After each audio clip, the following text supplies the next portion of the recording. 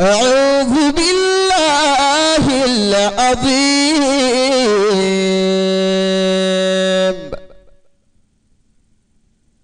وبوجهه الكريم وسلطانه القديم من الشيطان الرجيم.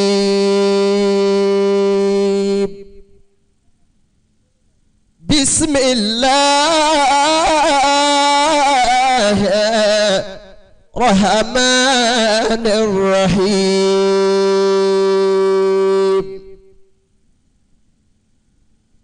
ما كان على النبي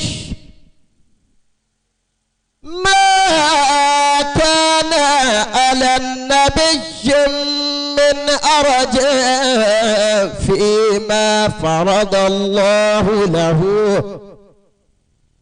سنة الله الذين خلوا من قبل وكان أمر الله قدرا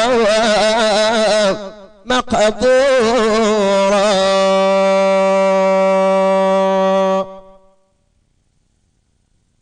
الذين يبلغون رسالات الله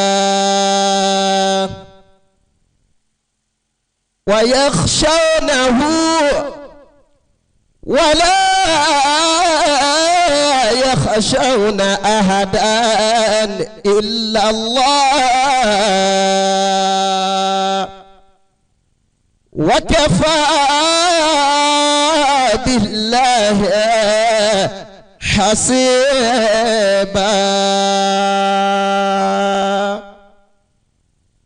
ما كان محمد أبا أحد من رجالكم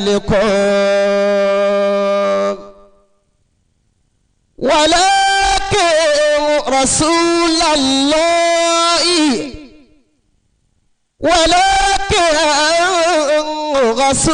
الله وخاتم النبيين وكان الله بكل شيء عليما.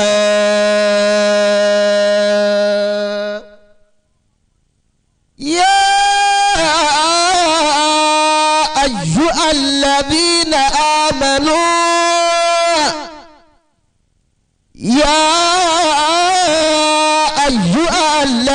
آمنوا اذكروا الله ذكرا كثيرا وسبحوه بكرة وأصيلا. هو الذي يصلي عليكم وملائكته ليخرجكم من الظلمات إلى النور وكان بالمؤمنين رحيما.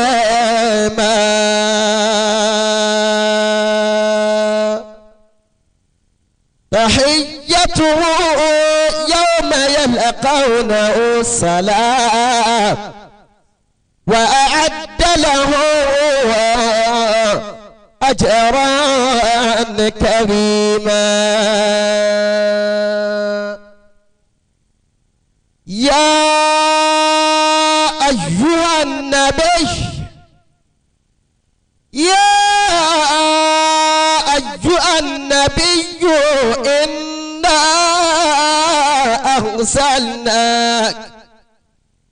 إنا أرسلناك شاهدا ومبشرا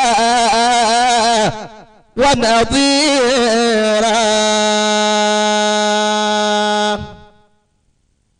وداعيا إلى الله بإذنه وسراجا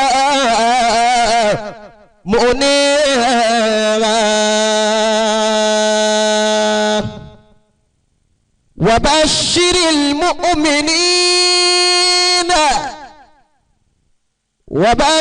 المؤمنين بأن لهم من الله فضلا كبيرا صدق الله العظيم. kò yẹ ká ṣe sọ pé ta ni ó gbọ́ Ọlọ́run tóbi kẹ́ tó gbọ́ Ọlọ́run tóbi o. Allahu akbar. ó gbọ́dọ̀ àwọn ọkùnrin bíi ẹ̀ sọ pé Ọlọ́run tóbi pé Allahu akbar. Allahu akbar.